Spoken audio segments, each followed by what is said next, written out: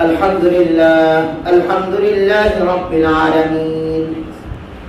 الحمد لله الذي هدانا لهذا وما كنا لنهتدي لولا أن هدانا الله. الحمد لله الذي فضلنا على كثير من عباده المؤمنين. ونعوذ بالله من شرور أنفسنا ومن سيئات أعمالنا. من يهده الله فلا مضل له ومن يضلله فلا هادي له. وأشهد أن لا إله إلا الله وحده لا شريك له. وأشهد أن محمدا عبده ورسوله. أرسله بالحق بشيرا ونذيرا وداعيا إلى الله بإذنه وسراجا منيرا. أما بعد فقد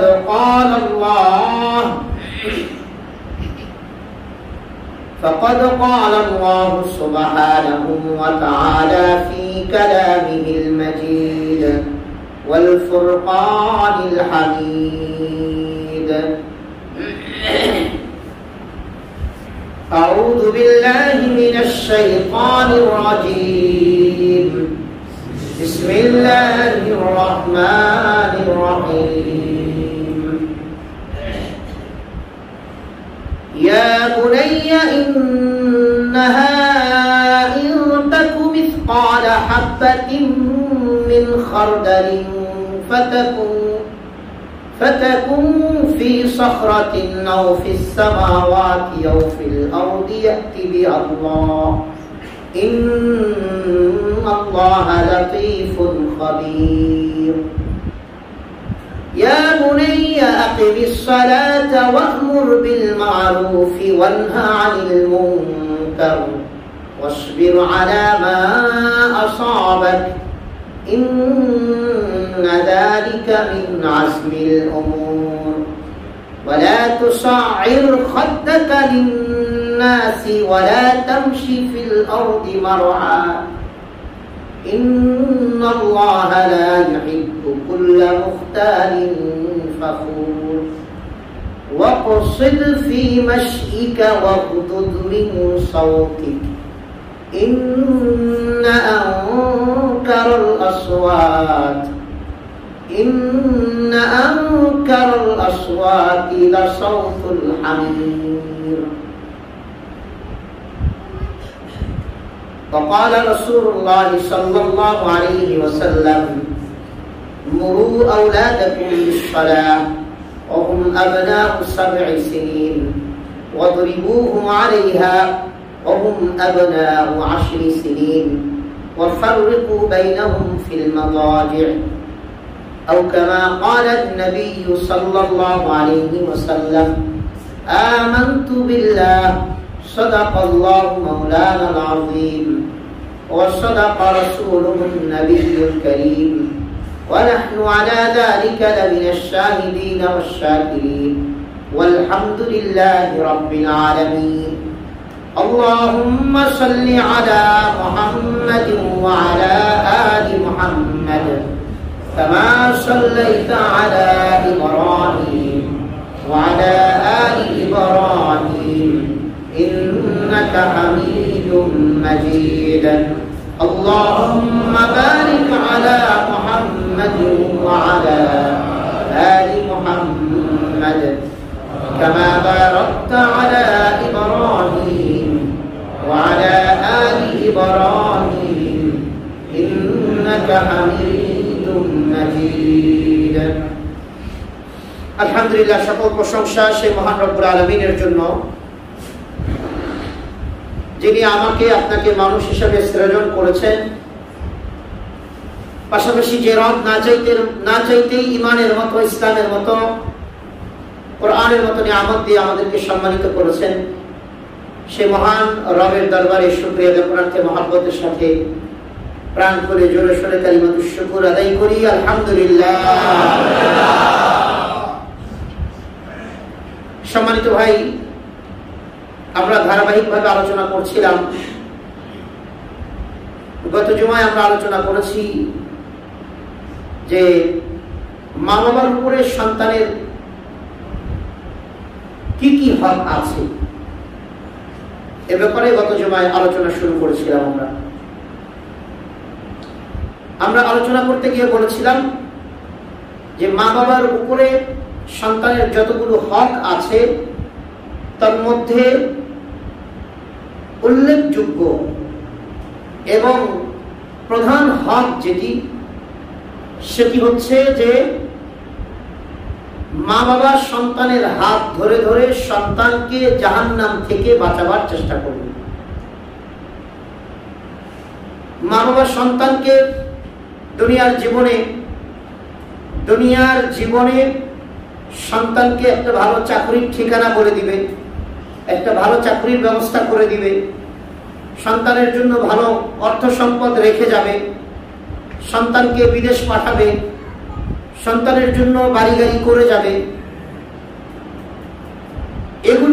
এই সমস্ত হকের চেয়ে সন্তানকে জাহান্নামের আগুন থেকে বাঁচাবে, এটা হচ্ছে মা বাবার উপরে সন্তানের প্রধান হক।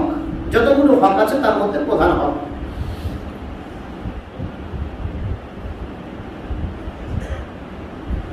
এজন্য আমরা গত সময় বলেছিলাম যে আল্লাহ তাআলা কোরআনুল কারীমের মধ্যে আম্বিয়া আলাইহিস সালামের আলোচনা করছেন যে নবীগণ তাদের তিরোধানের আগে তারা কিভাবে পেরেশান ছিলেন তাদের সন্তানদেরকে নিয়ে।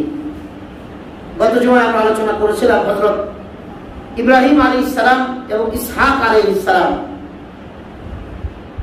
ইব্রাহিম আলাইহিস সালাম এবং ইয়াকুব আলাইহিস সালাম তাদের সন্তানদেরকে মৃত্যুর আগে দিয়ে, বিশেষ করে মৃত্যুর আগে দিয়ে ইব্রাহিম ইয়াকুব আলাইহিস সালাম।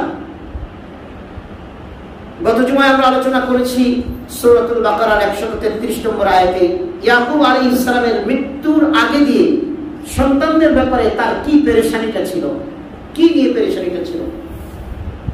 ইয়াকুব আলাইহিস সালাম সন্তানদেরকে বলছিলেন যে আমার অবর্তমানে তোমরা কার ইবাদত করবে, আমার অবর্তমানে তোমরা কার ইবাদত করবে, কোন মাবুদের ইবাদত করবে, কোন রবের ইবাদত করবে। তখন তার সন্তানরা বলেছিলেন ক্বালু না'বুদু ইলাহাকা ওয়া ইলাহা আবাইকা ইব্রাহিম ওয়া ইসমাঈল ওয়া ইসহাক ইলাহুন ওয়াহিদা। ইয়াকুব আলাইহিস সালামের সন্তানরা বলেছিলেন যে আপনি যে রবের, যে ইলাহের ইবাদত করেন, আমরাও সেই রব এবং সেই আল্লাহরই ইবাদত করব। এটা বাবার অন্তিম শয্যায় সন্তানের ব্যাপারে পেরেশানি এটা ছিল যে আমার অবর্তমানে তোমরা কার ইবাদত করবে। আর দুঃখজনক হলেও সত্য যে আমরা আমাদের অবস্থা এই যে সারা জীবন সন্তানদের ব্যাপারে আমরা চিন্তা করি যে আমার অবর্তমানে সে কিভাবে চলবে, তার দুনিয়ার জীবনটা কিভাবে কাটবে। 1000-এর মধ্যে 999 জন বাবা সন্তানের ব্যাপারে এই চিন্তাটা করে, 1000-এর মধ্যে 999 জন। অথচ দুনিয়ার জীবন কিভাবে চলবে এটা আপনার চিন্তা করা ছাড়াই আল্লাহ চালাইতে পারেন। কথা বলেন? কারণ হাদিসে পরিষ্কার এসেছে যে তোমার মৃত্যুর আগে তোমার রিজিক চলে। যতদিন কারো রিজিক শেষ হবে না ততদিন তার মৃত্যু তার কাছে আসতে পারবে না। তাহলে আপনার রিজিকের চিন্তা না করলেও চলবে। আপনার চিন্তা করা উচিত ছিল যে আমার বাচ্চারা আমার অবর্তমানে কোন আল্লাহর ইবাদত করবে, শিরক মুক্ত ঈমান লালন করবে কিনা, বিদআত মুক্ত সুন্নাত, বিদআত যুক্ত ইবাদত করবে কিনা।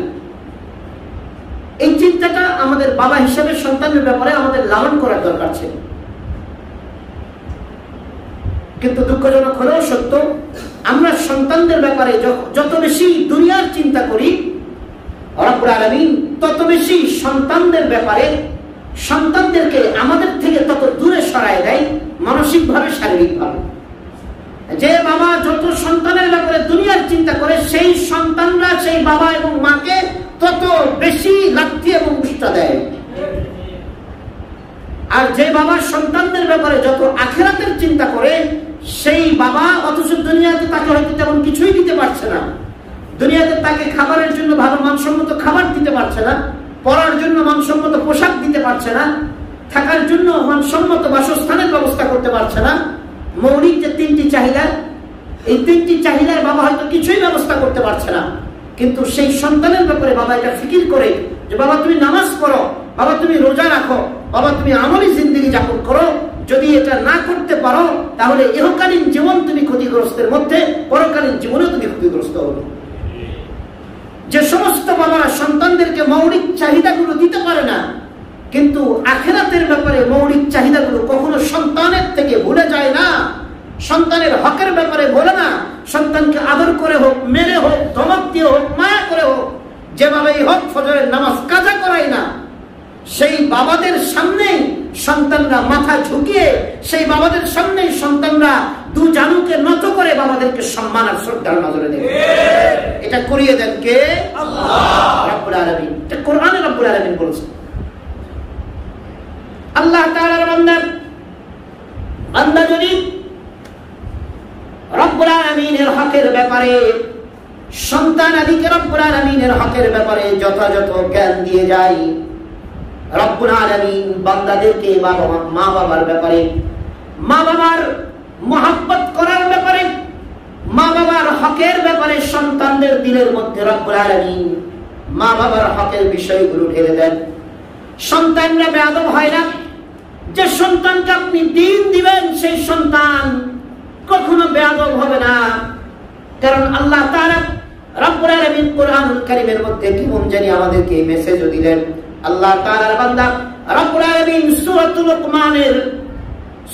লুকমানের 13 নম্বর আয়াত থেকে নিয়ে 20 নম্বর আয়াত পর্যন্ত রব্বুল আলামিন লোকমান হাকিমের নসিহা আমাদেরকে শোনাচ্ছেন।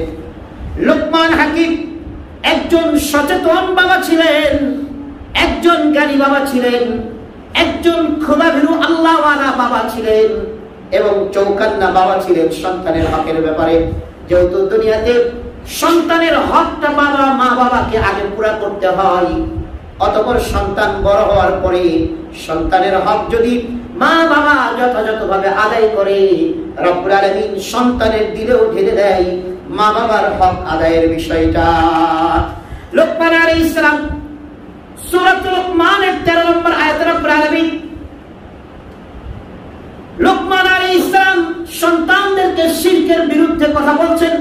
وَإِذْ قَالَ لُقْمَانُ لِابْنِهِ وَهُوَ يَعِظُهُ يَا بُنَيَّ لَا تُشْرِكْ بِاللَّهِ إِنَّ الشِّرْكَ لَظُلْمٌ عَظِيمٌ।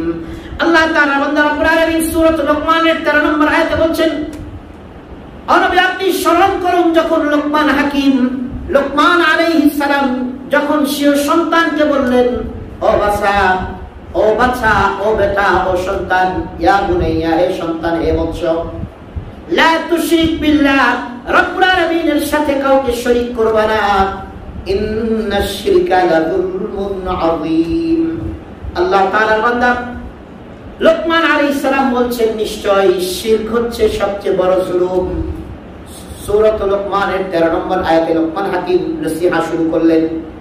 14 এবং 15 নম্বর আয়াত লোকমান হাকিম সন্তানকে বলেন নাই, সন্তানকে 14 এবং 15 নম্বর আয়াতে যে হুকুম, সেই হুকুমের কথা লোকমান হাকিম বলেন নাই, কিন্তু রব্বুল আলামিন লোকমান হাকিমের কথা 13 নম্বর আয়াতে আলোচনা করেছেন, 16 নম্বর আয়াত থেকে নিয়ে 20 পর্যন্ত আবার আলোচনা করেছেন। কিন্তু 14 এবং 15 নম্বর আয়াতে রব্বুল আলামিন লোকমান আলাইহিস সালাম যখন সন্তানকে শিরকের বিরুদ্ধে রব্বুল আলামিনের যথাযথ হক আদায়ের ব্যাপারে সন্তানকে জ্ঞান দিতেছিলেন, সাথে সাথে রব্বুল আলামিন তাৎক্ষণিকভাবে সন্তানদের ব্যাপারেও বুঝালেন, ও সন্তানরা তোরা কখনো তোদের মা বাবার সাথে বেয়াদবি করবি না। আল্লাহ তাআলা বান্দা সূরাতুল লুকমানের 14 এবং 15 নম্বর আয়াতে রব্বুল আলামিন, এই দুটি আয়াতে কারিমা লোকমান হাকিমের উপদেশ না, রব্বুল আলামিনের কথা। রব্বুল আলামিন বলছেন, ওয়াসাইনাল ইনসানা বিওয়ালিদাইহি হামালাতুহু উম্মুহু وهنا على وهن وفصاله في عامين أن اشكر لي ولوالديك إلي المصير আল্লাহ তাআলা বান্দা এই দুটি আয়াতে কারিমার আমি তরজমা তাফসীর করেছি মা বাবার হকের আলোচনার সময়। শুধু এতটুকু বলে দেই রব্বুল আলামিন বলছেন ওয়াসাইনাল ইনসানা বিওয়ালিদাইহি হামালাতহু উম্মুহু ওয়াহনান আলা ওয়াহান। রব্বুল আলামিন বলছেন হে সন্তানরা, দুনিয়াতে যত সন্তান আছো শুনে নাও, তোমাদের পিতামাতা তোমাদের জন্য কষ্ট করে। আমি তোমাদের পিতামাতার সাথে সৎ বিহেভের কথা বলছি, সৎ বিহেভের ওসিয়ত করছি, সুন্দর আচরণের আদেশ করছি। কারণ রব্বুল আলামিন বলেন তোমাদের মা তোমাদেরকে কষ্টের পর কষ্ট করে গর্ভধারণ করে, এবং তোমাদের মা তোমাদেরকে 2 বছর পর্যন্ত দুধ খাওয়ায়, তথা দুধ ছাড়ানোর বয়স হচ্ছে 2 বছর। তারপরে রব্বুল আলামিন বলেন আনিশকুরুলি ওয়ালিওয়ালিদাই, অতএব বান্দা আমি আল্লাহ আমার কৃতজ্ঞতা জ্ঞাপন করো এবং তোমাদের মা বাবার কৃতজ্ঞতা জ্ঞাপন করো। আল্লাহু আকবার। তারপরে রব্বুল আলামিন বলেন সূরাতুল লুকমানের 15 নম্বর আয়াতে ওয়া ইন জাহাদাকা আলা আন তুশরিকা বি মা লাইসা লাকা বিহি ইলমুন ফালা তুতি'হুমা ওয়া সাহিবহুমা ফিদ দুনিয়া মা'রুফা ওয়াত্তাবি' সাবিলা মান আনাবা ইলাইয়া সুম্মা ইলাইয়া মারজি'ুকুম ফাউনাব্বিউকুম বিমা কুনতুম তা'মালুন। আল্লাহ তাআলা বান্দা রব্বুল আলামিন বলেন হে সন্তানরা শোনো, তোমাদের মা বাবা যদি ওয়াইন জাহাদাকা আলা আন তুশরিকা বিমা লাইসা লাকা বিহি ইলমুন ফালা তুতি'হুমা, তোমাদের মা বাবা যদি তোমাদেরকে আমি আল্লাহ আমার ব্যাপারে শিরক করতে বলে, শিরক করার ব্যাপারে যদি জোরাজুরি করে, যে বিষয়ে তোমাদের কোনো জ্ঞান নাই, ওয়াইন জাহাদাকা আলা আন তুশরিকা বিমা লাইসা লাকা বিহি ইলম মা লাইসা লাকা বিহি ইলম, শিরকের ব্যাপারে যে বিষয়ে তোমাদের জ্ঞান নাই, সে বিষয়ে যদি তোমাদের মা বাবা তোমাদেরকে জোর করে শিরক করতে হবে, মূর্তি পূজা করতে হবে, শ্রীকৃষ্ণে গিয়ে আসরা নাই শ্রীকৃষ্ণে গিয়ে ফুল দিতে হবে, কবর পূজা করতে হবে, কবরে সিজদা করতে হবে, নেতার পূজা করতে হবে, আল্লাহ তাআলার বান্দা রব্বুল আলামিন বলেন এই সবগুলো শিরক। কবর পূজা, মাজার পূজা, শ্রীকৃষ্ণে যাওয়া, নেতাকে পূজা করা, মৃত্যু নেতার জন্য বারবার শোক পালন করা, তার জন্য বুক চাপড়ানি, তাকে এমন ভাবে পূজা করা যে কেমন জানি তার ইবাদত করা হচ্ছে। আল্লাহ তাআলার বান্দা এই সমস্ত গুলো শিরকের অন্তর্ভুক্ত হয়ে যায়। এজন্য এগুলো আমাদের খেয়াল রাখা দরকার। রব্বুল আলামিন বলছেন ওয়া ইন জাহাদাকা আলা আন তুশরিকা বিমা লাইসা লাকা বিহি ইলম, যদি তোমাদেরকে জোরাজুরি করা হয় শিরকের ব্যাপারে, যে বিষয়ে তোমাদের ইলম নাই, ফালা তুতি'হুমা, অবশ্যই সেটাকে অ্যাভয়েড করবে, প্রত্যাখ্যান করবে, শিরকে লিপ্ত হবে না। তবে মা বাবাও যদি শিরকের কথা বলে, তাহলেও তাদের এই কথাটা মানবা না। তাদের এই কথাটা না মানতে গিয়ে তুমি মা বাবার সাথে বেয়াদবি করবা এমনও নয়। রব্বুল আলামিন তাৎক্ষণিক বলছেন, আল্লাহ বলছেন ফালা তুতি'হুমা, তাদের এই শিরকের কথা বা আল্লাহ এবং রাসূলের বিরুদ্ধে চলে যায় এমন কোন কথা, কোরআন সুন্নাহর বিরুদ্ধে যায়, মা বাবা যদি বলে এমন কোন কথা, নেতা যদি বলে এমন কোন কথা, দুনিয়ার অন্য কোন ভণ্ড পীর বাবা যদি বলে আল্লাহ এবং রাসূলের বিরুদ্ধে চলে যায় এমন কোন কথা তুমি বান্দা মানবা না। তারপরে রব্বুল আলামিন বলছেন ওয়াসাহিবুহুমা ফিদ দুনিয়া মারুফা, আর বান্দা অবশ্যই বান্দা তোমরা তোমাদের মা বাবার সাথে সৎ বিহার করবে, ভালো আচরণ করবে। তারা যদি শিরক করতে বলে কথাটাকে পাশ কাটিয়ে, কথাটাকে না মেনে তারপরে তাদের সাথে ধমক দিয়ে কথা বলা যাবে না। আল্লাহ তাআলা বান্দা রব্বুল আলামিন সূরাতুল লুকমানের 13 নম্বর আয়াতে লুকমান হাকিম সন্তানকে শিরকের ব্যাপারে কথা বলছেন, শিরকের ব্যাপারে আইডিয়া দিতেছেন। তারপরে সূরাতুল লোকমানের 16, 17, 18, 19, 20 নম্বর আয়াতে রব্বুল আলামিন লোকমান হাকিমের কথা নকল করেছেন, কিন্তু রব্বুল আলামিন মাঝখান দিয়ে 14 এবং 15 নম্বর আয়াতে রব্বুল আলামিন মা বাবার হকের আলোচনা, মা বাবার সাথে সুন্দর ব্যবহারের আলোচনা করে বান্দাকে বুঝিয়ে দিলেন, ও বান্দা, তুমি যদি তোমার সন্তানগুলোকে যথাযথভাবে আমি আল্লাহ আমার পরিচয় সম্পর্কে তাদেরকে জ্ঞান দিতে পারো বান্দা, তাহলে আমি আল্লাহ তোমরা যে মা বাবা তোমাদের ব্যাপারে আমি আল্লাহ যথাযথভাবে তোমাদের সন্তানের দিলের মধ্যে তোমাদের মহব্বত আর শ্রদ্ধা জাগ্রত করে দিব। আমি আল্লাহ তোমাদের সন্তানদের ব্যাপারে তোমাদের ব্যাপারে তাদের অন্তরে শ্রদ্ধাবোধ আর ভালোবাসা জাগ্রত করে দিব। তাহলে আমাদের দায়িত্ব হচ্ছে সন্তানদেরকে আল্লাহর সাথে যেন শিরক না করে, শিরক মুক্ত তাওহীদ যুক্ত ঈমান যেন সন্তান লালন করে, এই কথাটা সন্তানকে বুঝাইতে হবে। মনে থাকবে তো ইনশাআল্লাহ? আলহামদুলিল্লাহ সুম্মা আলহামদুলিল্লাহ। আমি আমার বাচ্চাদেরকে নিয়ে বসি, সময় পেলেই বসি, তাদেরকে প্রথম যে কথাটা বলি, দুনিয়াতে সবচেয়ে বড় গুনাহ কয়টি, তাদেরকে এটা বলে দিই। কয়টি? আপনারা বলেন কয়টি? নাম্বার 1, নাম্বার 2 মা বাবার সাথে বেয়াদবি করা, মা বাবার কথার অবাধ্য হওয়া। নাম্বার 3 মিথ্যা কথা বলা ও মিথ্যা সাক্ষ্য দেওয়া। সন্তানকে এগুলো বলবেন, এগুলো বলার জিনিস। আপনি যখন সন্তানকে বারবার মহান রবের পরিচয় তাকে তার সামনে জানাবেন, এটা আপনার দায়িত্ব। এটা বাবা হিসাবে বাবার উপরে সন্তানের উপরে একটা দায়িত্ব। যদি আপনি এই দায়িত্ব আদায় না করেন, তো সন্তান বড় হওয়ার পরে সন্তানও তার দায়িত্ব আদায় করবে না, আপনার প্রতি তার শ্রদ্ধাবোধ থাকবে না, ভালোবাসা যাররা পরিমাণ থাকবে না।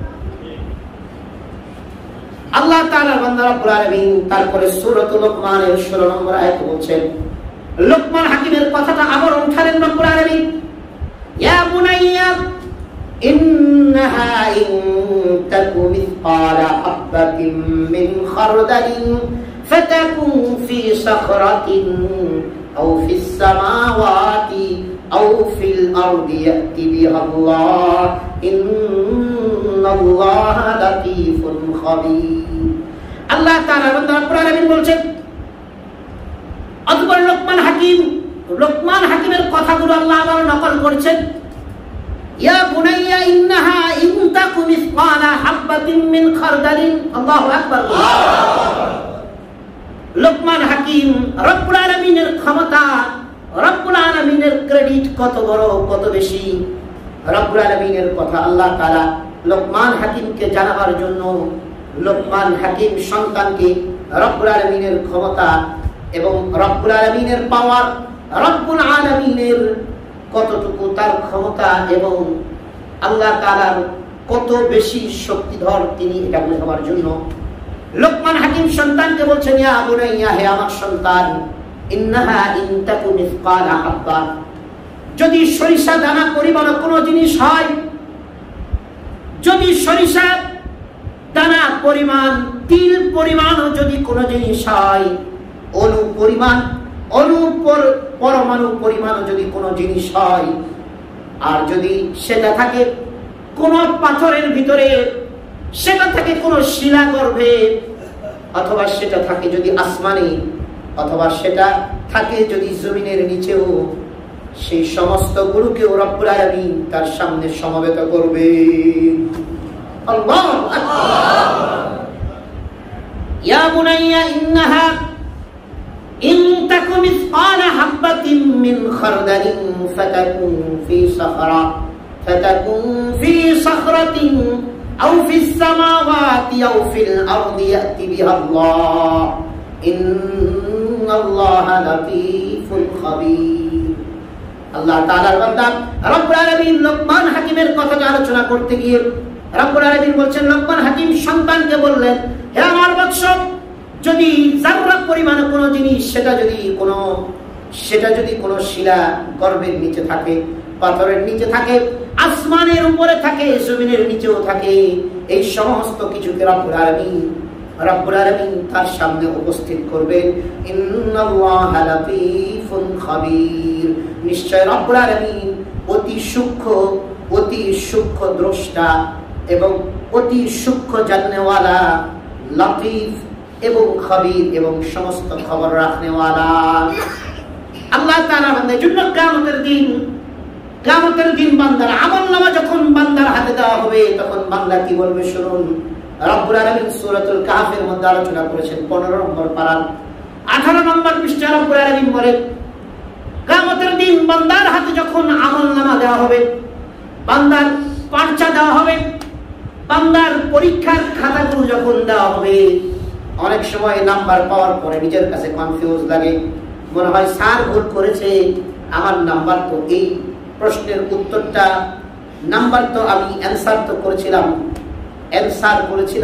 33, এই প্রশ্নের অ্যানসার করেছিলাম 33, কিন্তু আমার শিক্ষক আমাকে দিয়েছে 17 বা 15, অথচ এই প্রশ্নের উত্তর তো আমি পাওয়ার কথা কমসে কম 30 নাম্বার, কিন্তু তার যে আসলে কোন জায়গায় ভুল হয়েছে নিজের ভুলটা টের পায় না। যুবক চিন্তা করে, ছাত্র চিন্তা করে ভুল আমার নয়, ভুল হয়তো স্যারের হয়েছে খাতা দেখতে। রেজাল্ট দেওয়ার পরে ছাত্র পোপা চোঁচা করতে থাকে। অতঃপর যখন কয়েকদিন পরে সমস্ত আপনার পারচাগুলো, পরীক্ষার খাতাগুলো, যার যার খাতাগুলো তার হাতে দিয়ে দেওয়া হয়, তখন ছাত্র দেখার পরে দেখে আসলে এই প্রশ্নের উত্তরটা আমি তো তখন বুঝেছিলাম ঠিক দিয়েছি, কিন্তু আসলে আমি তো ঠিক মতো প্রশ্নটাই বুঝতে পারি নাই। প্রশ্নের উত্তরের নাম্বার পাওয়ার পরে নিজের খাতাটা আবার দেখলে নতুন করে বোঝা আসে যে আমার আসলে এখানে কি ভুল ছিল। কথা ঠিক না বেঠিক? এজন্য রব্বুল আলামিন বান্দাকে তার আমলনামার খাতা দিয়ে দিবে, দুনিয়াতে কি করেছিলে বান্দা, আমি আল্লাহ আমার জন্য কতটুকু আমল করেছো, নিজের জন্য কতটুকু করেছো, আর নেতার জন্য কতটুকু করেছো। এজন্য বান্দা যখন আমলনামা হাতে পাবে, বান্দা বলবে মালি হাযাল কিতাব, মালি হাযাল কিতাব লা ইগাদিরু সগীরাতান ওয়ালা কাবীরা ওয়ালা কাবীরাতান ইল্লা আহসাহা। বান্দা বলবে মালি হাযাল কিতাব, হায় আল্লাহ এটা কেমন কিতাব, হায় আফসোস এটা কেমন কিতাব, লা ইগাদিরু সগীরা ওয়ালা কাবীরা, যে কিতাবের মধ্যে আমাদের ছোট এবং বড় কোনো ভুল, ছোট এবং বড় কোনো বিষয়ে লেখা বাদ রাখে নাই। ওই যে একটা মেয়ে যাচ্ছিল, রাস্তার পাশে দিয়ে মেয়ে যাচ্ছিল, চা খাচ্ছিলাম মুরব্বীদেরকে নিয়ে, ওই মেয়েটাকে বাঁকা নজরে একটু দেখেছিলাম, মুরব্বীরাও টের পায় নাই। আমার সামনে যে সমস্ত মুরব্বীদের সাথে চা খাচ্ছিলাম, তারা তো হয়তো খেয়াল করে না, আমার পাশে দিয়ে যাচ্ছিল। মেয়েটাকে যে সামান্য একটু তেরা চোখে দেখেছিলাম, সেই লেখাটাও এই জায়গায় লিখে ফেলেছে, সেই বাঁকা চোখের তাকানোটাও এই জায়গার মধ্যে উঠে পড়েছে। কেমন কিতাব এটা, যে কিতাবে ছোট বড় কিছু ছাড়ে নাই। আল্লাহু আকবার। আল্লাহ তাআলা বান্দা তিনি হচ্ছেন রব। লোকমান হাকিম রবের আলোচনা করার পরে, আল্লাহ তাআলার বরত্বের, শিরকের কথা বলার পরে, রব্বুল আলামিনের ক্ষমতা, ক্রেডিট আর বরত্বের আলোচনা করার পরে লোকমান হাকিম বলছেন, বাচ্চা শোনো, আগে যেগুলো বললাম এগুলো হচ্ছে আত্মার সংশ্লিষ্ট, ঈমান আত্মার সংশ্লিষ্ট। এখন তোমাকে ইসলাম সম্পর্কে বলি, আমল সম্পর্কে বলি, শোনো। ইয়া বুনাইয়া আকিমিস সালাতা ওয়া আমুর বিল মারুফি ওয়ানহা আনিল মুনকার ওয়াসবির আলা মা আসাবাক ইন্না যালিকা মিন আজমিল উমুর। আল্লাহ তাআলা রব্বুল আলামিন বলেন, ইয়া বুনাইয়া আকিমিস সালাত, ইয়া বুনাইয়া আকিমিস সালাত। রব্বুল আলামিন বলছেন, লোকমান হাকিম সন্তানকে নসিহত করছেন, হে বৎস, রব্বুল আলামিনের সালাতকে কায়েম করতে হবে। কি কায়েম করতে হবে? সালাত। কি কায়েম করতে হবে? সালাত। আবারো জোরে বলি, কি কায়েম করতে হবে? সালাত। সালাত কায়েম করতে হবে। আমরা বারবার বলি, সন্তান যে নামাজ পড়ে না, কোনোদিন বসেছেন, ডিসকাস করেছেন তার সাথে? এটা উচিত ছিল না? এতদিন বোঝেন নাই, আমাদের আলোচনা শোনার পরে যখন একটু হেদায়েতের পথে আসছে, আপনার উপরে নামাজ ফরজ। এই বাবারা কান খুলে শুনুন, প্রতিটি বাবার উপরে পার্সোনালি নামাজ যেমন ফরজ, ঠিক প্রতিটি বাবার উপরে তাদের সন্তানদেরকেও নামাজি বানানো ফরজ। কথা বুঝাইতে পেরেছি? দুই ভাবে মেহনত করতে হবে, নামাজি হওয়ার ব্যাপারে দোয়া করতে হবে। ইব্রাহিম আলাইহিস সালাম মুখে মেহনত করেছেন, আবার দোয়া করেছেন, রব্বি জাআলনি মুকিমাস সালাতি ওয়া মিন যুররিয়াতি, আয় রব আমাকে এবং আমার সন্তানদেরকে নামাজি বানাও। আল্লাহু আকবার। সন্তানের উপরে, নিজের উপরে যেমন নামাজ ফরজ, বাবার উপরে যেমন নামাজ ফরজ, বাবাকে সন্তানকে নামাজি বানানোটাও ফরজ। অতএব কোন বাবা শুধু নিজের নামাজের কারণে, নিজে নামাজি হওয়ার কারণে জান্নাতে যাওয়ার কথা, বাকি সন্তান যদি বেনামাজি হয় আর বাবা যদি কোনরূপ চেষ্টা না করে, তার সাথে যতটুকু কুলায় ততটুকু পর্যন্ত সন্তানকে নামাজি বানানোর ব্যাপারে যদি বাবা চেষ্টা না করে, তাহলে এই বাবা শুধু নিজে নামাজি হওয়ার কারণে জান্নাতে যাবে না, বরঞ্চ সন্তানকে নামাজি না বানানোর কারণে সন্তানও জাহান্নামে যাবে, আর সন্তানকে বেনামাজি নামাজি না বানানোর কারণে ওই বাবাকেও আল্লাহ জাহান্নামে নিক্ষেপ করবে। কেননা এই বাবার শুধু নিজের নামাজের দ্বারা নিজে জান্নাতে যেতে পারবে না, কেননা তার উপরে দুটা ফরজ ছিল। একটা ফরজ ছিল নিজে নামাজি হওয়া, পাশাপাশি নিজের সন্তানকে নামাজি বানানো। যেহেতু সন্তান বেনামাজি, অতএব বাবাকেও আল্লাহ জাহান্নামে দিবে। সম্মানিত ভাই, এজন্য আমাদের এটা খেয়াল রাখা দরকার। ওযুর মধ্যে 3টি ফরজ, 4টি ফরজ। ওযুর ফরজ কয়টি? 4টি। কোন ব্যক্তি যদি 3টি ফরজ আদায় করে আর একটি আদায় না করে, ওযু হবে না? ওযু হবে না, হবে না, কোনোভাবেই হবে না ওযু। তাহলে কোন ব্যক্তি ওযু না করে নামাজ পড়া আর কোন ব্যক্তি 3 ফরজ আদায় করে নামাজ পড়া সমান না আলাদা? সমান। ইচ্ছাকৃত যদি কেউ 3 ফরজ আদায় করে নামাজ পড়ে আর আরেক ব্যক্তি ইচ্ছাকৃত বিনা ওযুতে নামাজ পড়ছে, উভয়ের পাপ সমান। তো ঠিক অনুরূপ ভাবে একজন ব্যক্তি নিজে নামাজ পড়ে কিন্তু সন্তানদেরকে নামাজি বানানোর ব্যাপারে চেষ্টা করে না, তাহলে তার নামাজ তাকে জান্নাতে নিবে না, বরঞ্চ তার আরেকটা ফরজ যে বাকি ছিল সন্তানকে নামাজি বানানো, সেটা করে নাই, এজন্য সেই বাবাকে জাহান্নামে নিক্ষেপ করবে। মুহতারাম হাজিরিন, আমরা নামাজের ব্যাপারে আলোচনা করবো ইনশাআল্লাহ। তার আগে আমরা 2-3টা ব্যাপারে আমাদের আলোচনা দরকার, যে সন্তান হওয়ার পরপরই আমাদের প্রথম হক কি। নামাজি ইবাদত গুজার, জাহান্নাম থেকে সন্তানকে বাঁচানো, এটা একজন মা বাবার উপরে সন্তানের ব্যাপারে, কথা বলেন না, সর্বোচ্চ হক। সন্তানের ব্যাপারে মা বাবার উপরে সর্বোচ্চ হক কি? সন্তানকে জাহান্নামের আগুন থেকে বাঁচাবার চেষ্টা। তাহলে সন্তান হওয়ার পরে মা বাবার উপরে প্রথম যেটা দায়িত্ব, সন্তানের আগেও মা বাবার উপর একটা দায়িত্ব আছে। হযরত ওমর ইবনে খাত্তাব রাদিয়াল্লাহু তাআলার কাছে এক বাবা বিচার নিয়ে আসলেন যে আমিরুল মুমিনিন, আমার সন্তান আমার সাথে মিসবিহেভ করে, আমার সন্তান আমার সাথে বেয়াদবি করে, আপনি তার বিচার করুন। ওমর ইবনে খাত্তাব, সবাই তো জানি রাগী মানুষ। রাগী মানুষ মানে কি? অন্যায়ভাবে রাগ করেন কারো উপরে? কথা বলে না। রাগীর অর্থ, সাহাবায়ে কেরাম যদি রাগী হয়, কোন বড় আলেম যদি রাগী হয়, এটার অর্থ এটা নয় যে অন্যায় ভাবে কারো উপরে রাগ করে। উল্টা পাল্টা দেখলে রাগ করে, কিন্তু অন্যায় ভাবে কারো উপরে রাগ করতে পারে না। অন্যায় ভাবে কারো উপরে রাগ করলে তো জুলুম হয়ে যাবে ভাই। একজন বড় আলেম আবার জালেম হয় কিভাবে?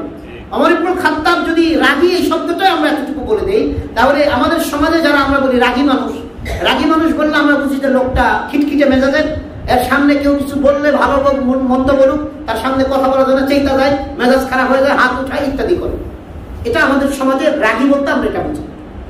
কিন্তু তারা রাগী ছিলেন রুহামাউ বাইনাহুম আশিদ্দাউ আলাল কুফফার।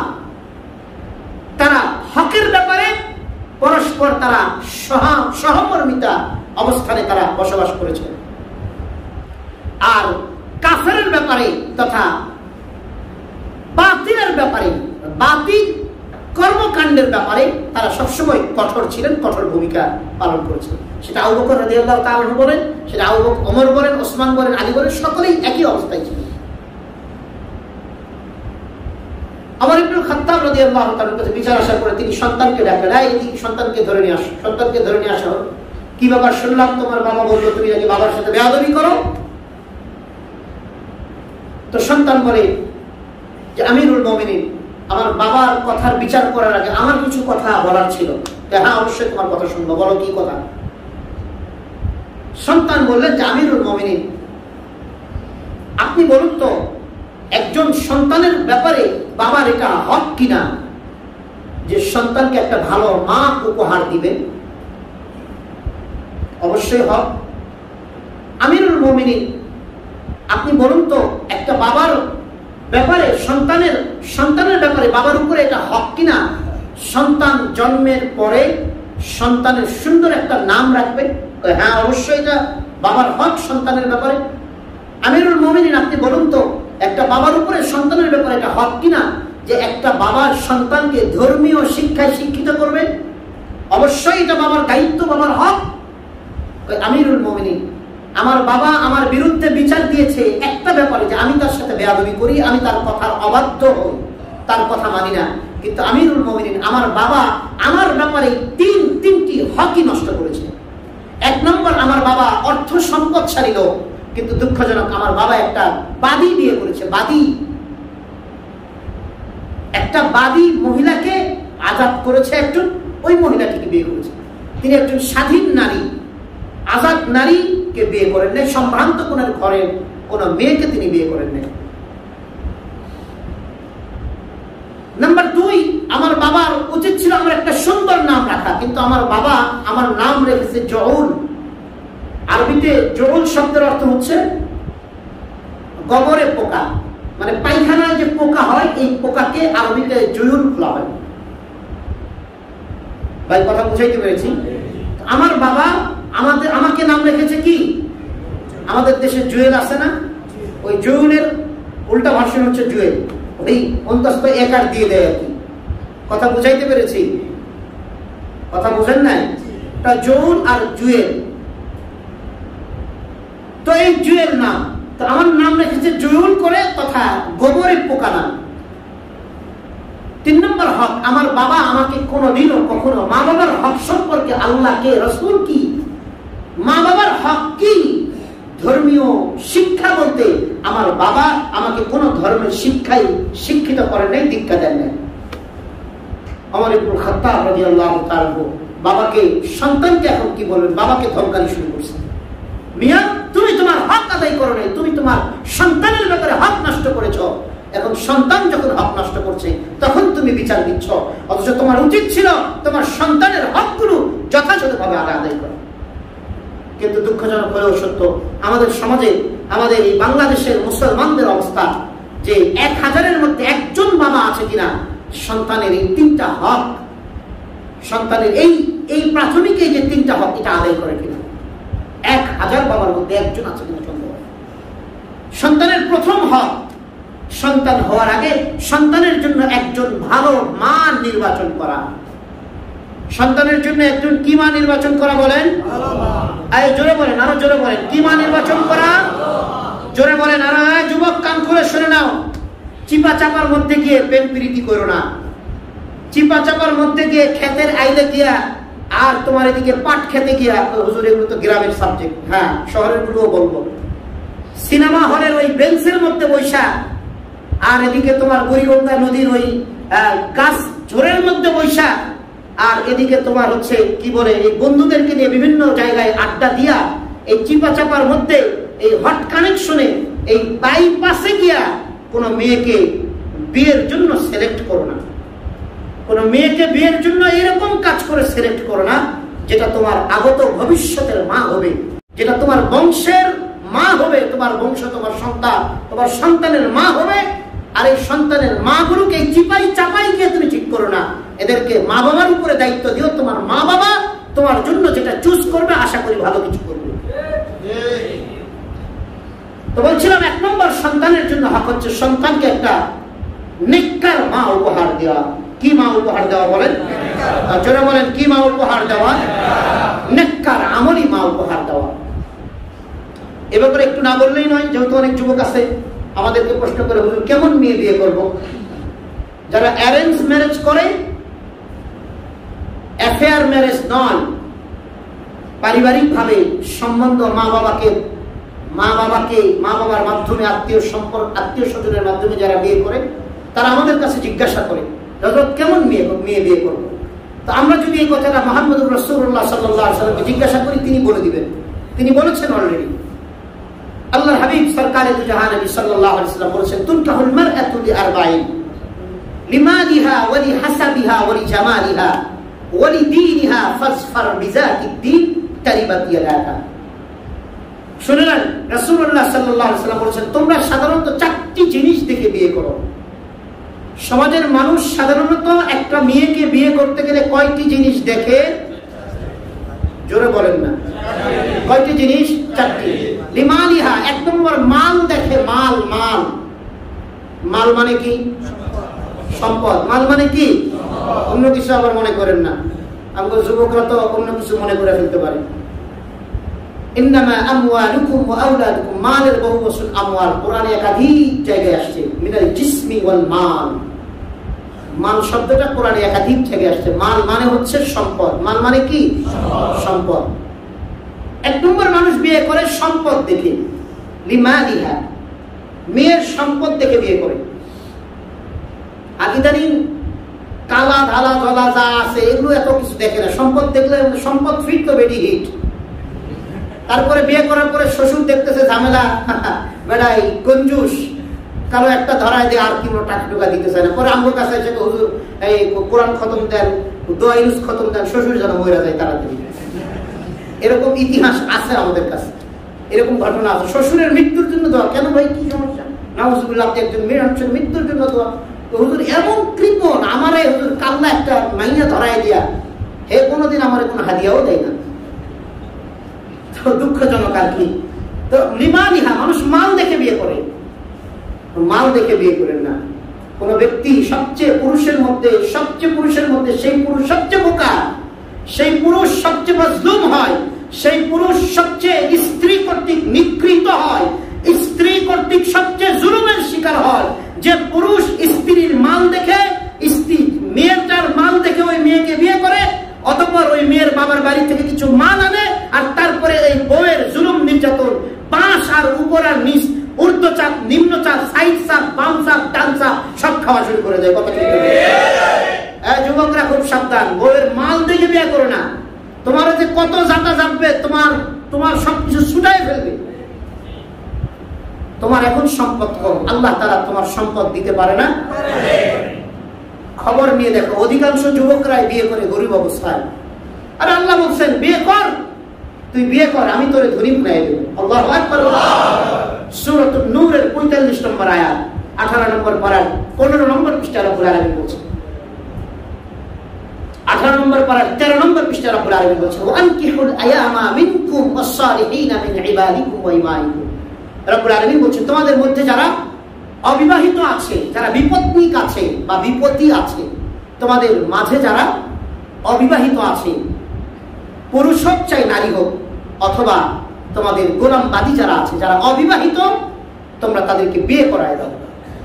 আর যারা বিয়ে করার নিয়ত করেছো কিন্তু মনে মনে ভয় পাচ্ছ যে আমার তো সম্পদ তেমন নাই, আল্লাহ সুন্দর কথা বলছে, ইয়াকুনু ফুকারা, যদি বিয়ে করতে গিয়ে বিয়ে করার নিয়ত করার পরে যদি শয়তানে ধোঁকা দেয়, বা তুমি যদি মনে করো আমার তো সম্পদ নাই, ইয়াকুনু ফুকারা, যদি তুমি হও দরিদ্র, আইয়ুগনিহিমুল্লাহু মিন ফাদলি, বিয়ে করার বরকতে আল্লাহ তাআলা তোমাকে ধনী বানিয়ে দিবে। যুবকরা মনে থাকবে তো ইনশাআল্লাহ? বিয়ে করো, বাকি এমসি কলেজের পোলাপানদের মতো স্বামীরে বান্দা রাইখা ধর্ষণ করবা না। হুজুর স্বামীরে বান্দা রাইখা না ধর্ষণ করলে একা কি করা যাবে? একা কি করা যাবে ধর্ষণ? কথা কয় না। একা একই তো ধর্ষণ হয় না। একা একই এটা ধর্ষণ হয় না। যেটা আপোষে হয় এটা ধর্ষণ কয় না, এটা কয় কি? সমর্থিত শোয়া। মানে উভয়ে মাইনা নিচে শুইছে, পরে গিয়ে যখন সেরাই করছে আর করতাম না বিয়া, পরে সেরি গিয়ে কোর্টে চলে যায়, পরে সেরি গিয়ে কেস দিয়ে দেয়। ইসলামী শরীয়ত থাকলে দুজনকে পিড়াইয়া সবগুলোকে সাইজ করা দরকার। বদমাইশ কোথাকার। যখন তুমি শুইছো মাইয়া, তুমি শুইছো, তখন তোমার মনে ছিল না একটা বেগানা ছেলের সাথে ঘুরেছো, একটা বেগানা ছেলের সাথে নির্জন স্থানে গিয়েছো, তখন তোমার মনে ছিল না যেগুলো হারাম কাজ? আর এই হারাম কাজ, বিয়ের আগে হারাম কাজের কারণে আল্লাহ তোমাকে কখনো শান্তি দিবে না, তুমি বুঝো না? আজকে যখন সেরাই, যখন সেকা দিয়েছে, ছেলে যখন তোমাকে ব্রেকআপ হয়ে গিয়েছে, তোমার বাবু যখন তোমার কি করছে, খায়া খুয়া ফালাই দিছে, এখন সেরাসেরিতে এখন কয় বাবু, কি কয়? এক সময় কয় তো প্রেমিক প্রেমিকা জান, সোনা, কলিজার টুকরা, এখন কয় বাবু খাইছো, এখন বাবু কয়। চিন্তা করে আমি চিন্তা করলাম হঠাৎ করে এই সপ্তাহে লোকে বাবু খাইছো, তো পরে চিন্তা করলাম এটারেই বাবু কয়, বাবু হওয়ার আগেই বাবু শুরু করে দিয়েছে। এটারে যখন বাবু করবে একটা নামের একটা প্রভাব আছে, এটাও আলোচনা করবো। তো তার প্রেমিকরা কয় বাবু, এটা কি বাবু না বুইরা? কথা কয় না, বাবু না বুইরা? তো বুইরাটারে কয় বাবু, তো এই বুইরাটারে বাবু কইলে বাবুর মতো আচরণ সে করবে না? কয়েকদিন ফিডার মুডার খায়া কয় ছাইরা দেয়। বাবু তো বুঝে না, ছোট মানুষ, আমি অবুঝ বদমাইশরা কোথাকার, শব্দ আর পায় না, কি মাঝে মাঝে শব্দ ওঠে, কয় মামু। একটা সময়, এখন আমার মামু নাই, 2-3 বছর আগে, 5 বছর আগে মামু। আমি কই মামু আইলো কোথায়? আল্লাহ কোরআনে বলছে ভাই, পরস্পর কি? ইন্নামাল মুমিনুনা ইখওয়া। রব্বুল আলামিন কোরআনে সূরাতুল হুজুরাতের মধ্যে বলছেন, আমি তোমাদের পারস্পরিক ভাই মুমিনদেরকে ভ্রাতৃত্বের বন্ধনে আবদ্ধ করে দিলাম। আর এই গাধাই কয় মামু, ও মামু কই যান? ওই রিকশাওয়ালার গুলোরে বেশি কয় মামু, মানে বাপের হালা বানায় দেয়। যাক, যেটা বলছিলাম, এই যে একটা মেয়েকে মাল দেখে যারা বিয়ে করে তাদের মনে রাখা উচিত যে তোমার মাল কিন্তু ট্রাক চলে চলে চলে চলে, মাঝে মাঝে ট্রাক উল্টে যায় না মাল নিয়ে? কথা কয় না? ট্রাকের যা ওজন তার চেয়ে বেশি ওজনের মাল নেয়, এরকম আছে না? পরে গিয়ে হয় কি, ওই একটু উঁচু নিচুতে উঠতে ট্রাক উল্টে জায়গা, এই ট্রাককে আর কোন পোল্ট্রি দিয়ে আবার সোজা হইতে পারে? তো তুমি যদি তোমার যে মাল বেশি নাও, তো ওই মালের নিচে পড়ে তুমি ফিনিশড হয়ে যাবা, ক্রেন আসতে আসতে তুমি ময়রা শেষ। তো এই জন্য মাল দেখা বিয়ে করো না। তো কি দেখে করবা? আল্লাহ রাসূল সাল্লাল্লাহু আলাইহি ওয়াসাল্লাম বলছেন, দিন দেখে করো, ধর্ম দেখে, ইসলাম দেখে। যার ভিতরে মান্যতা যত বেশি, যার ভিতরে ধর্মের আবেগ যত বেশি, যে ধর্মীয় কালচারকে চর্চা যে যত বেশি করে, তাকে বিয়ে করো। তো রাসূলুল্লাহ সাল্লাল্লাহু আলাইহি ওয়াসাল্লাম বললেন, লিমা লিহা, তোমরা মাল দেখে বিয়ে করে থাকো। রাসূল বলেন না যে মাল দেখে তোমরা বিয়ে করো, এটা রাসূল বলেন নাই। তুনকাহুল মারআতু লিআরবাঈন। রাসূলুল্লাহ সাল্লাল্লাহু আলাইহি ওয়াসাল্লাম বলছেন, সমাজের মানুষরা সাধারণত 4টি জিনিস দেখে বিয়ে করে। লিমা লিহা, মেয়ের মাল দেখে অথবা ছেলের মাল দেখে, এটা হয়। এবং অধিকাংশ মেয়ের বাপে মনে করে মাল থাকলেই ছেলেরা কি করব, একবার বেড়া পার হয়ে যাবো গা। মাল থাকলেই বেড়া পার, তার মেয়ের একেবারে সুখের স্বর্গে ভাসাইতে থাকবে। তো পরে সুখের এমন ভেলাতে উঠায় যায়, সুখের ভেলাতে মালের মধ্যে, এসির মধ্যে সবকিছু রাখা সারা আরেকজনের লইয়া কক্সবাজার চলে যায়। কথা কয় না? এত মাল দেখেন না, ধর্ম দেখেন। ধর্ম কি দেখবেন? ধার্মিকতা দেখেন। 2 নম্বর রাসূল বলছেন লিমা লিহা, প্রথম অলিহাসাবিহা, 2 নম্বর দেখে বংশ। আল্লাহ সারাইছে, এখন আর বংশ কুল কিনারে এত জাত মুসি টুসি যা আছে সব মাল থাকলে সব চলে যায়। মালের কাছে আমাদের দেশে বর্তমানে বংশ কোনো চলে না, বংশের আর নেই। একটা সময় 30-40 বছর আগেও মানুষ বলতো যে বংশের কালামিও ভালা। মুরব্বীরা কথা বলেন, মুরব্বীরা একটু হাঁ হুক করেন, যুবকরা তো বুঝতো না একটু। এখন বংশ টংশ আর দেখে না, বংশ জিগাই না যে তোমার বংশ কি, কোন বংশ থেকে আইছে, এগুলো জিগাই না। কারণ জানে যে আগে মুসি ছিল, সুইপার ছিল, মানুষের বাসায় কামলা দিছে, হে কোন রকম ফাঁকে ফুঁকে বাই চান্সে কি হয়ে গেছে, এমপি হয়ে গেছে। তো একজন এমপি হওয়া মানেই তো টাকার সমুদ্রে বসবাস করা, একজন লিডার হওয়া মানে টাকার সমুদ্রে বসবাস করা। তো এইগুলো মনে করেন বাই চান্সে এরকম একটা ঝামেলা মারায়, হ্যাঁ বিশাল বড় হয়ে গেছে। এখন কিসের তার বংশ আর কিসের কি? রাসূলুল্লাহ সাল্লাল্লাহু আলাইহি ওয়াসাল্লাম বলছেন, তোমরা সাধারণত বংশ দেখে বিয়ে করে থাকো। 2 নম্বর। 3 নম্বর অলি জামালিহা, 3 নম্বর মানুষ সৌন্দর্য দেখে বিয়ে দেয়। কি দেখে বিয়ে দেয়? কথা বলে না, কি দেখে? আরো জোরে বলেন, কি দেখে? আরো জোরে বলেন, কি দেখে? সৌন্দর্য। হ্যাঁ হ্যাঁ, সৌন্দর্যের ব্যাপারে আলোচনা করলে তো অনেকক্ষণ যাইব গা। একদিন একটা বিয়েতে গেলাম, তো 2 জন আলোচনা করতেছে, এই কেমন সুন্দর, সেমনি কেমন সুন্দর, আমার সামনে, আমি পাশে বসে গেছি। মেয়ে দেখছস নি কেমন, বেপরতা বিয়ে আর কি, কেমন সুন্দর। আরেকজন কই, বাসর রাত যাওয়ার পরে আলকাতরা মালকাতরা যা আছে সেগুলো ধোয়ার পরে বুঝা যাবে এটা কি সুন্দর না কান্না। কথা কয় না। তো এই জন্য এই সৌন্দর্য দেখে বিয়ে করাটা এটা বড় কিছু না। কারণ এই সৌন্দর্যতাটা আল্লাহ তাআলা চাইলে 1 বছর পরে পক্স দিয়া পুরা চেহারাটারে গর্ত গর্ত বানায় দিতে পারে। পারে না? অনেক মানুষের আছে না, এমন কোন দুর্ঘটনা ঘটতে পারে যে শেষ, চেহারা শেষ। কিন্তু একজন মানুষের যদি সুন্দর চরিত্র হয়, উত্তম চরিত্রের নারী হয়, সেই নারী তার চেহারা সুন্দর হোক অসুন্দর হোক, সুন্দর যদি চরিত্র হয়, সারা জীবন তার সুন্দর চরিত্রটাকে তুমি সুন্দর চরিত্রের দ্বারা তুমি লাভবান হতে পারবে। রাসূলুল্লাহ সাল্লাল্লাহু আলাইহি ওয়াসাল্লাম বললেন যে 3 নম্বর মানুষ সাধারণত সৌন্দর্য দেখে বিয়ে করে। আব্দুল্লাহ ইবনুল মুবারক ইমাম আযম আবু হানিফা রাহমাতুল্লাহ ছাত্র ছিলেন। তিনি তার জীবনের প্রারম্ভিক তার জীবনের ঘটনা, তার বাবা একজন সাধারণ একটা বড় লোকের কর্মচারী ছিলেন। আব্দুল্লাহ ইবনুল মুবারকের সন্তান আব্দুল্লাহ, কিন্তু আব্দুল্লাহ রাহমাতুল্লাহ তাবিঈদের মধ্যে বড় একজন তাবিঈ ছিলেন। আল্লাহ তাআলার বান্দার বড় আমল ছিল, 1 বছর হজ করতেন, আর 1 বছর 6 মাস জিহাদে থাকতেন, 6 মাস হাদিসের দর্শ দিতেন। অনেক বড় মুজাহিদ ছিলেন, অনেক বড় আল্লাহওয়ালা ছিলেন, অনেক বড় মুহাদ্দিস ছিলেন।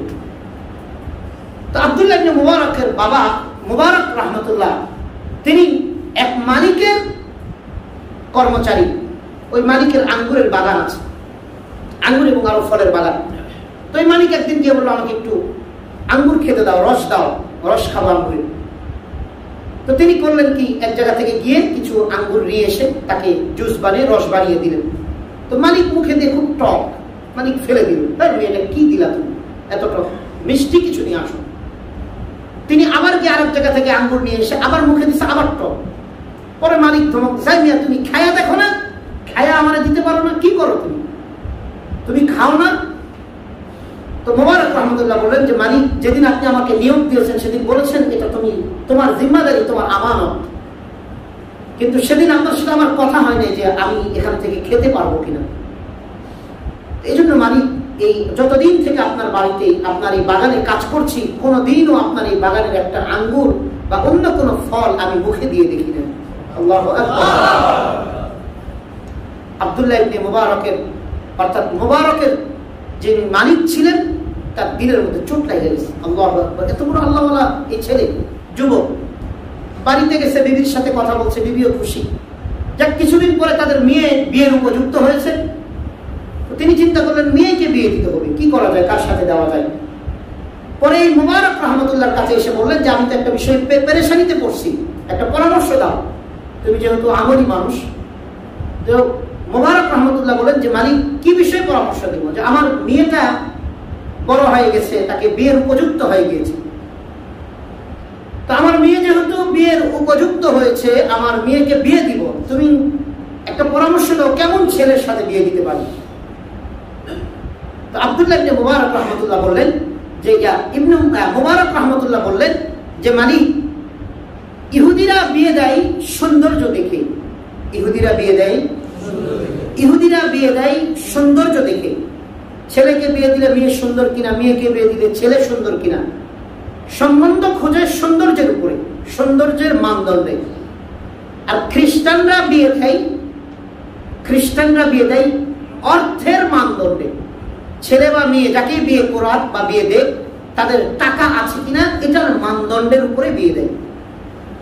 আর মালিক মুসলমান ধার্মিক যারা, তারা বিয়ে দেয় ছেলে বা মেয়েকে, যাকেই বিয়ে করা, ছেলেকে বিয়ে করাইলেও মেয়ে দেখে ধার্মিক কিনা, মেয়েকে বিয়ে দেওয়ার আগেও দেখে ছেলেটা নামাজি কিনা, ধার্মিক কিনা, তার আকীদা ঠিক আছে কিনা, সে কোনো ভণ্ড পীরের মুরিদ না, কোনো শয়তান ইবলিসের মুরিদ না, কোনো মুশরিক আর মাজার পূজারীর মুরিদ না, আছে না নাই? এটা দেখা আপনার দায়িত্ব, এটা দেখা আপনার দায়িত্ব।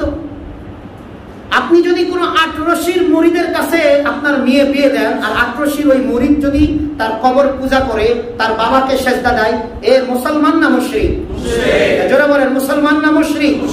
মুশরিক, কাফের। তো আপনি মুসলমানের নামে মসজিদেও আসে, কিন্তু একজন কাফেরের সাথে আপনি কি করছেন? আপনার সন্তানকে সম্বন্ধ করছেন। এই জন্য সম্বন্ধের আগেও একজন আলেম ওলামার কাছে একটু জিজ্ঞাসা করেন যে হুজুর এরকম একটা সম্বন্ধ পেয়েছে, আপনি কি বলেন?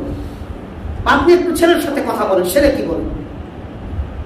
মুবারক রাহমাতুল্লাহ বললেন যে ধার্মিক মুসলমানরা তাদের মেয়েকে বিয়ে দেয় ধর্মের ভিত্তিতে। কিসের মানদণ্ডে?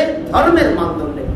মুহতারাম হাজিরিন, এজন্য যুবক, তুমি যখন বিয়ে করবে তখন তোমার মানদণ্ড থাকবে একমাত্র কি? কথা বলে না, ধর্ম। একমাত্র কি? ধার্মিকতার মানদণ্ড। তারপরে মেয়েটা, হ্যাঁ আমাদের সমাজে আবার ধোঁকাবাজ মেয়ে আছে, ধোঁকাবাজ ধার্মিক আছে, বিয়ের আগে মেয়ে নামাজ পড়ে, আমি বলে দিলাম এরকম হাজারো পরিবার আছে, হুজুর বিয়ের আগে তো মায়ের কইছে বাপে কইছে, এর মতো মাইয়ার নামাজি আর নাই, বছরে একবার তাহাজ্জুদ করে, প্রতিদিন তাহাজ্জুদ করে মাইয়া। বিয়ের পরে আইসা কাঁচা যে মাইরা শাশুড়ির লগে লাগা শুরু করছে আর স্বামীর বোনের সাথে লাগা শুরু করছে, এটা আর খেলতে দেয় না, রাখতে গিয়ে নামাজও চাই গেছে। কথা বুঝেন নাই? অনেক মেয়ের মা বাবা আছে যদি ধার্মিক হয়, ছেলের অনেক ভালো চাকরি বাকরি, যখন এরা বলে ধর্মকর্ম করে কিনা, কহ আমার মেয়ে খুব নামাজি, আসলে মেয়ে নামাজি না, বদমাই সেটা। কথা বুঝাইতে পারছি? বিয়ে করার আগে দিয়ে 1-2 মাস সময় নিয়ে এদের অবজার্ভে রাখে। ঢাকা শহরের বিয়ে তো মনে করেন এখানে আগাম করছে, এই যা মহল্লা সাইডা দিয়ে আবার উত্তরায় চলে গেছে, ফ্রেশ হয়ে গেছে, ডিটারজেন্ট পাউডার দিয়ে ধুয়ে ফ্রেশ। কথা বোঝে না? ঢাকা শহরের সম্বন্ধ করতে খুব ঝামেলা, আমার খুব ভয় লাগে, কারণ ডিটারজেন্ট পাউডার এখানে ডিটারজেন্টও লাগে না, হারপিক মাইরা ধুয়া মুয়া অন্য জায়গায় বাসা নিলে রেখেছি। আর গ্রামে হলে ওর 14 গোষ্ঠীর খবর রাখে গ্রামের মানুষ, ঠিক না? দেখি ও কেমন, ওর বাপে কেমন, ওর ভাই কেমন, ওর খালা কেমন, ওর চাচা কেমন, ওর দাদা কেমন, কে কি করছে, গ্রামের মানুষ 14 গোষ্ঠীর খবর কয়ে দিব আপনার। তখন আপনি একটা ডিসিশন নিতে সুবিধা হবে। আর ঢাকা শহরে এটা পারা যায় না, হারপিক দিয়ে যেমন টয়লেট দিয়ে, হারপিক দিয়ে শরীর দিয়ে সব পরিষ্কার। সম্মানিত ভাই, এজন্য আমরা আমাদের সন্তানের হকের ব্যাপারে প্রথম হক হচ্ছে যে আমার সন্তানের জন্য তার একটা সুন্দর মা নির্বাচন করা, তার একটা ধার্মিক মা নির্বাচন করা। মনে থাকবে তো ইনশাআল্লাহ? আজকে পর্যন্তই থাক যে সন্তানের প্রথম হক সন্তানের জন্য তার একটা ধার্মিক মা নির্বাচন করা। আগামী জুমাতে আলোচনা করা হবে ইনশাআল্লাহ সন্তানের জন্য সুন্দর একটা আযান দেওয়া, তারপরে নাম রাখা, আকিকা করা, এই ব্যাপারগুলোতে ইনশাআল্লাহ ধারাবাহিকভাবে আলোচনা করা হবে। তাহলে আজকের মূল সব আলোচনা থেকে আমরা মূল শিক্ষা পেলাম 2-3টা কথা। 1 নম্বর, আমরা বাচ্চাদেরকে আমরা শিরকের ব্যাপারে, আল্লাহর সাথে শিরক করার ব্যাপারে আমরা তাদেরকে সতর্ক করব। তো রব্বুল আলামিন সন্তানদের দিলে মা বাবার মহব্বত আর ভালোবাসা ঢেলে দিবেন, এটা আল্লাহ জিম্মাদারি নিয়ে নিয়েছে। তারপরে আমরা সন্তানদের জন্য একটা সুন্দর মা তথা ধার্মিকা, রিয়েলি ধার্মিক একটা মেয়েকে, শান্তশিষ্ট পর্দানশীল একটা মেয়েকে, মিন্নির মতো নয়, ঐশীর মতো নয়। মনে থাকবে তো? মনে থাকবে তো? মিন্নির মতো বিয়ে করাইলে আপনার ছেলে ফ্রিতে মরে যাইব। কথা বোঝেন নাই? মিন্নির মতো বিয়ে করাইলে ফ্রিতে আপনার ছেলে হারাইতে হবে। কত বড় বেয়াদব মেয়ে, সে বিয়ে করছে একসাথে, বিয়ের পরেও আবার রিলেশন করে আরেকজনের সাথে। তো আল্লাহ ওর পাপ এত বাইরে গেছে, এই পাপ যখন কারো অনেক বেশি বাইরে যায় তখন আল্লাহ ধরে রাখেন। তখন আল্লাহ কি করেন? আল্লাহ বলেন ওয়ায়াফু আন কাসির, আমি মাফ করে দেই, বেশিরভাগই মাফ করি। ওয়ায়াফু আন কাসির, তোমাদের অধিকাংশ গুনাহ আমি ক্ষমা করি, তবে মাঝে মাঝে একটু গিট্টু লাগাই দিই, ধরাই দিই। আর যার অনেক গুনাহ হয়ে যায় তখন আল্লাহ তাকে খুব ভালো মতো পাকড়াও করে। সম্মানিত ভাই, এজন্য মিন্নির মতো মেয়েকে বিয়ে করায় না, ফ্রিতে আপনার সন্তান হত্যা করবে এরকম ভাবে, ঐশীর মতো এরকম জালেম এবং এরকম নিকৃষ্ট মেয়ে যারা হাতে নিজের মা বাবা হত্যা হয়, এরকম মেয়ে বিয়ে করায় না, যার ফলশ্রুতিতে সংসারকে তছনছ করে ফেলবে। সম্মানিত গার্জেন যারা আছেন, আর ছেলেরা, আগেও বলেছি তোমরা চিপা চাপার মধ্যে গিয়ে বিয়ে করো না, বাবু খাইছো কয়া কয়া বিয়ে করো না, সব কিন্তু খায়া ফেলবো। যে কথাগুলো বললাম আল্লাহ তাআলা আমাদের সবাইকে সহিভাবে বুঝাইবার আমলের তৌফিক দান করুন। সবাই বলি আমিন।